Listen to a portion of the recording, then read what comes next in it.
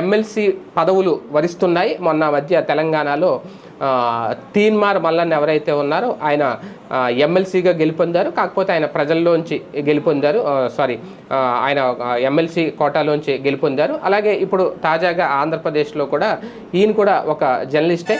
కాకపోతే జనసేన అధినేత పవన్ కళ్యాణ్కి సలహాదారుడిగా మొదటి నుంచి కొనసాగుతున్నారు హరిప్రసాద్. ఇప్పుడు ఆయనకు కూడా ఎమ్మెల్సీ పదవి ఇవ్వబోతోంది కూటమి ప్రభుత్వం. ఇందుకు సంబంధించి ఆదేశాలు కూడా, ఉత్తర్వులు కూడా దాదాపుగా వచ్చేసినాయి. ఇదంతా ఒక రకంగా జనసేన పుణ్యమే అని చెప్పాలి. ఆయన పార్టీలో ఎప్పటి నుంచో కొనసాగుతున్న, అంతకుముందు కూడా ఆయన జర్నలిస్టే కాబట్టి గతంలో ఈనాడులో అది పనిచేశారు, సీనియర్ జర్నలిస్టు. అలాగే అంటే జర్నలిస్టులకి ఎమ్మెల్సీ పదవులు రావడం అంటే నిజంగా ఒక రకంగా గ్రేటే. రాజకీయ పార్టీలు కూడా వాళ్ళని గుర్తిస్తున్నాయి. వాళ్ళు సలహాదారులుగా పనిచేసినా ఏం చేసినా సరే ఇప్పుడు జనసేన తరపున ఒక ఎమ్మెల్సీ పదవి, అది కూడా ఫస్ట్ ఎమ్మెల్సీ పదవి అని చెప్పాలి, అధికారంలోకి వచ్చి